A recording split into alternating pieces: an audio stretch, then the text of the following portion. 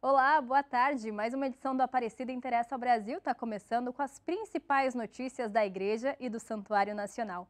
Obrigada a você que faz parte da família dos devotos e contribui com as obras evangelizadoras do Santuário. Não conhece e quer fazer parte? Ligue no telefone que está aparecendo aí na sua tela. Começamos o programa de hoje com as notícias da Conferência Nacional dos Bispos do Brasil. E o Bruno traz os destaques para a gente. Boa tarde, Bruno!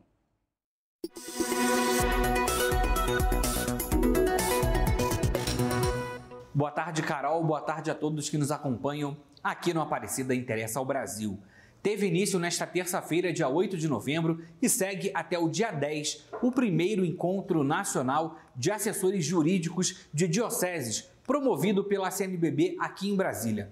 O encontro é destinado exclusivamente a advogados que atuam junto às dioceses brasileiras. Entre os temas estão relação Estado e Igreja, questão da personalidade jurídica das organizações religiosas, responsabilidade civil das organizações religiosas e Lei Geral de Proteção de Dados, além de aspectos gerais de interesse da Igreja. O encontro conta com a participação de conferencistas que representam os três poderes da República: o Ministério Público, a Advocacia e estudiosos. Os detalhes no cnbb.org.br. E secretários e secretárias executivos dos 19 regionais da CNBB estão reunidos em Brasília até o dia 9 de novembro para o encontro anual. Essa é a primeira vez que o grupo se reúne presencialmente depois do período da pandemia da Covid-19. Durante o encontro que teve início no dia 7, o grupo apresentou o calendário de trabalhos e partilhou as realidades regionais na condução dos trabalhos. A abertura do encontro foi feita pelo secretário-geral da CNBB, Dom Joel Portela Amado, que ressaltou que os secretários e secretárias executivos fazem parte do grupo que trabalham muito, mas não aparecem muito. Mais detalhes no nosso portal. E para finalizar, o memorial em homenagem ao servo de Deus e um dos fundadores da CNBB, Dom Helder Câmara, falecido em 1999, foi reaberto para visitação no último sábado, dia 5 de novembro. O espaço fica localizado na Igreja das Fronteiras, na Boa Vista, no centro do Recife, onde funciona o Instituto Dom Helder Câmara. O complexo é composto pela igreja, a casa-museu, uma exposição e o espaço Dom José Lamartine. No dia 4 de novembro, o acervo de Dom Helder, com cerca de 210 mil itens que contam a história do arcebispo de Olinda e Recife entre 64 e 85, foi tombado pelo governo do estado de Pernambuco. Fazem parte do acervo páginas de documentos como circulares, cartas, meditações, discursos, hemeroteca, além de livros publicados, prêmios, homenagens e condecorações. Todo o material está disponível para consulta no site da Companhia Editorial de Pernambuco e no Centro de Documentação Dom Helder Câmara, no Recife. Mais detalhes no site domeldercâmara.org.br. Bom, Carol, eu fico por aqui. Essas são as notícias de hoje. Ótima tarde, até quinta-feira. Ótima tarde, Bruno, até quinta-feira. E no último sábado, dia 5, o Colégio Madre Cabrini, na Vila Mariana, em São Paulo, realizou o tradicional espaço cultural com o tema da campanha da fraternidade. Fala com sabedoria, ensina com amor. Vamos conferir. O espaço cultural aqui no Colégio Madre Cabrini, ele tem uma tradição de trabalhar sempre com o tema da campanha da fraternidade. O tema da campanha da fraternidade não é apenas um apêndice, um norte para um momento do ano, e sim ele traz reflexões importantes que são costuradas ao longo de alguns trabalhos durante o ano.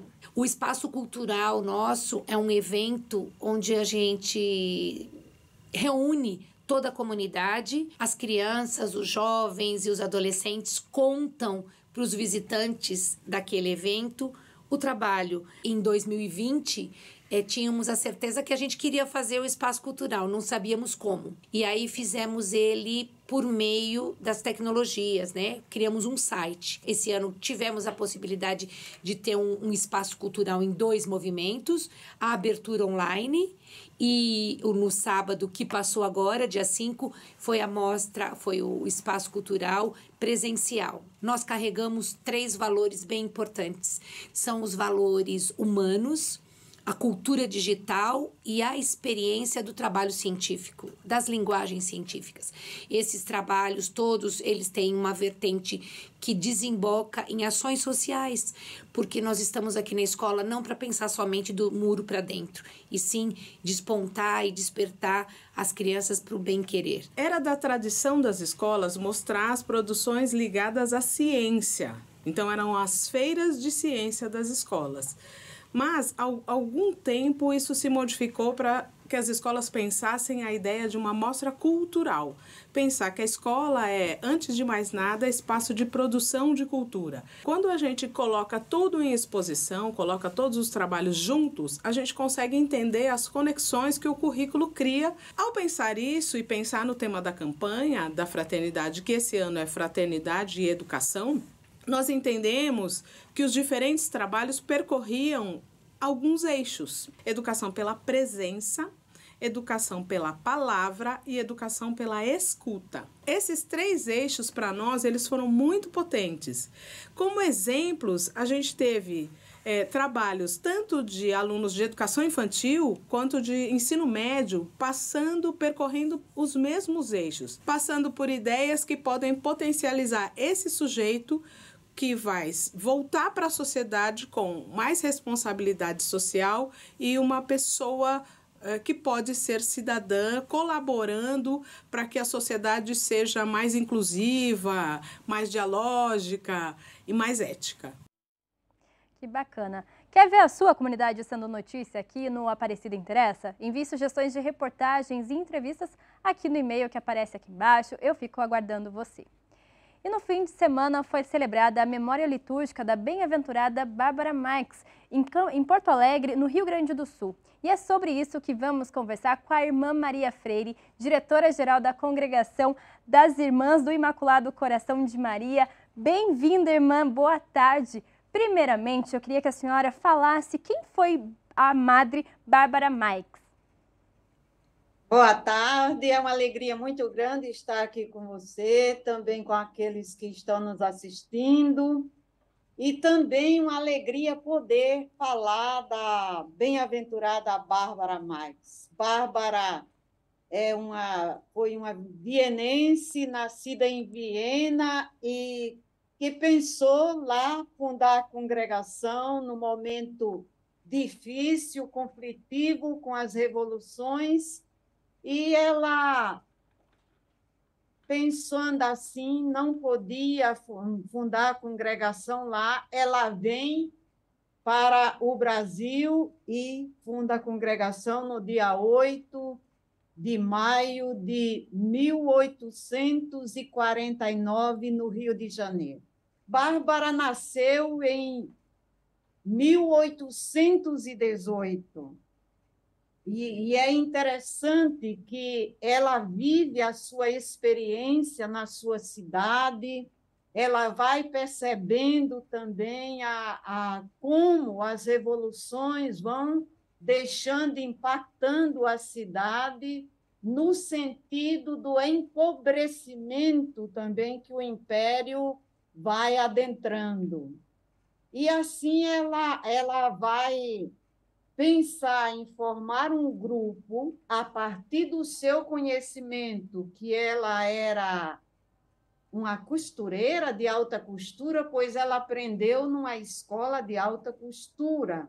E assim ela forma o grupo de moças empregadas domésticas, e ali ela vai também incluindo essas moças na sociedade, numa vida diferente, já que elas vinham para a cidade e se prostituíam. Não podendo fundar a congregação em Viena, Bárbara vem para o Brasil e, no Brasil, fundando a congregação, ela assume o compromisso com as crianças órfãs, desvalidas, com a educação, com os pobres.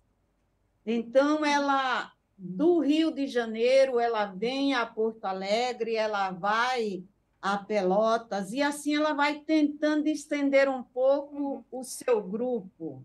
Irmã, Mas o seu legado mesmo, sim. Eu queria que você falasse também qual que é esse legado que a Bárbara Marques deixou para a congregação. O legado que ela deixou, isso acontece através do carisma, a busca contínua da vontade de Deus, vivendo o momento histórico da igreja e do mundo. E esse legado que é visibilizado através do carisma, quando nós, irmãs do Imaculado Coração de Maria, nos colocamos a serviço dos pobres, assumimos posturas éticas na sociedade, no coração da igreja. E, portanto, celebrar o dia 6 de novembro, que foi o dia no qual ela foi canonizada, beatificada, estou antecipando porque estamos no processo de canonização. Ou seja, reconhecida no coração da igreja, como alguém que viveu inteiramente a busca contínua da vontade de Deus. Então, esse é um legado também que ela nos deixa, que é visibilizado no compromisso com o carisma, que retrata o projeto de Deus, que exprime esse projeto. Portanto, então, irmã, eu agradeço. É um legado muito importante para nós, porque assim como a gente diz que na dinâmica cristológica é inerente aos pobres, como foi dito em Aparecida. Perfeito, então, viu, irmã? Muito obrigada por essa aula da Bárbara Marques, e logo, logo nós vamos continuar acompanhando todo esse processo de canonização, se Deus quiser, viu? Tchau, tchau, obrigada. Bom, nosso programa vai ficando por aqui, mas logo mais tem a Santa Missa aqui da Basílica Histórica e eu te convido a participar com o seu livrinho Deus Conosco. Eu fico por aqui e até amanhã. Tchau, tchau.